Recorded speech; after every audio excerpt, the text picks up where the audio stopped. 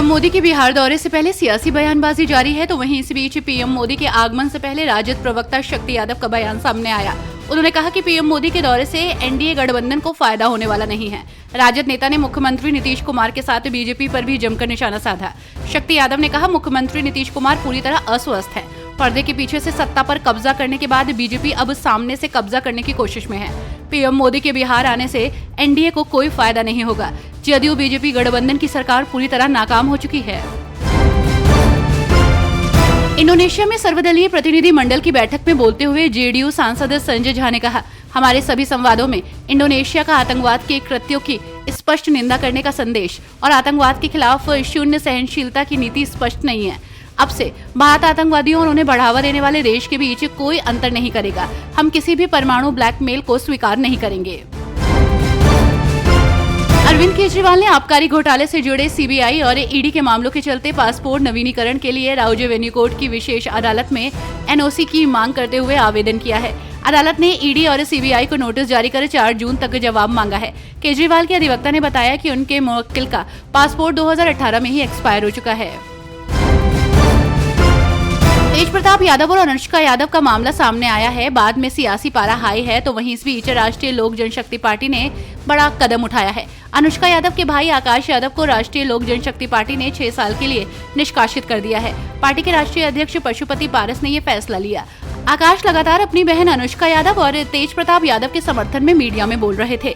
Media में आने के बाद पार्टी ने ये कदम उठाया है। कांग्रेस सांसद जयराम रमेश ने अमेरिकी राष्ट्रपति ट्रंप के भारत पाकिस्तान युद्ध विराम के बारे में बार बार किए गए दावों पर पीएम मोदी की चुप्पी की आलोचना की। राष्ट्रपति ट्रंप ने 11 दिनों में 8 बार 3 देशों अमेरिकी, सऊदी अरब और कतर में कहा कि ये युद्ध विराम मेरी वजह से हुआ है और मैंने टैरिफ का इस्तेमाल किया, और दोनों देशों से कहा है कि अगर आप युद्ध विराम करवाते हैं तो अंतर्राष्ट्रीय व्यापार बढ़ेगा। हमारे प्रधानमंत्री टैरिफ के बारे में सुनना नहीं चाहते। हमारे प्रधानमंत्री केवल तारीफ सुनना चाहते हैं, इसलिए प्रधानमंत्री इस पर चुप है।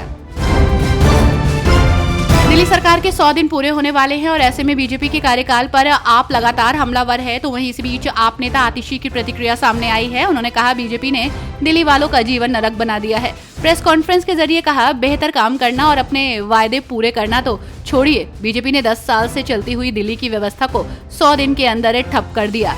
आज आप 100 दिनों का रिपोर्ट कार्ड जारी कर रही हैं। बीजेपी हर तरफ से फेल है। 15 मुद्दे हमने रखे हैं, ये रिपोर्ट कार्ड घर घर लेकर जाएंगे। कांग्रेस के कुछ नेता लगातार शशि थरूर की आलोचना कर रहे हैं। पार्टी नेता उदित राज ने थरूर को बीजेपी का सुपर प्रवक्ता कहा था। कांग्रेस के एक और नेता पवन खेड़ा ने थरूर के खिलाफ मोर्चा खोल दिया है। पवन खेड़ा ने थरूर की book the paradoxical prime minister का हवाला देते हुए उन पर कटाक्ष किया। पवन खेड़ा ने एक पोस्ट किया। पोस्ट में थरूर की बुक का एक पेज शेयर किया। पोस्ट में लिखा है कि मैं शशि थरूर द्वारा पुस्तक द पैराडॉक्सिकल प्राइम मिनिस्टर में सर्जिकल स्ट्राइक के बारे में लिखे गए लेख से सहमत हूँ। पीडीपी अध्यक्ष महबूबा मुफ्ती ने कहा कि भाजपा के एजेंडे का समर्थन करने पर वो आज भी मुख्यमंत्री होती, लेकिन उन्होंने अपने सिद्धांतों से समझौता नहीं किया। उन्होंने उमर अब्दुल्ला पर निशाना साधा और गुपकार घोषणा के उद्देश्य को स्पष्ट किया। उन्होंने वक्फ बिल के मुद्दे पर एकता की कमी पर निराशा जताई है और कहा कि इससे मुसलमानों को ताकत मिलती है। दिल्ली की मुख्यमंत्री ने लोकनायक जयप्रकाश अस्पताल में 3 स्वास्थ्य परियोजनाओं का उद्घाटन किया। इसमें medical genetic ward, national advance testing lab और ह्यूमन मिल्क बैंक शामिल है। मेडिकल जेनेटिक वार्ड नवजात शिशुओं के अनुवांशिक रोगों का इलाज करेगा, जबकि एनएटी लैब रक्त जनित रोगों की पहचान करेगी। पहलगाम में हुए आतंकी हमले के बाद से एक तरफ जहां अब चीजें धीरे धीरे सामान्य हो रही हैं, तो वहीं दूसरी तरफ देश भर में जांच एजेंसियां एक्टिव हैं। ऐसे में लोगों की तलाश जारी है जिन्होंने देश के साथ गद्दारी की और पाकिस्तान का साथ दिया। जांच एजेंसियों ने अब तक कई संदिग्ध लोगों को पकड़ा और पूछताछ की जा रही है। वहीं इस बीच राजस्थान के जैसलमेर से एक गिरफ्तारी हुई है। जैसलमेर से एक सरकारी कर्मचारी को हिरासत में लिया गया है। सुरक्षा एजेंसियों को शक है कि आरोपी सरकारी कर्मचारी पाकिस्तान को खुफिया जानकारी भेज रहा था।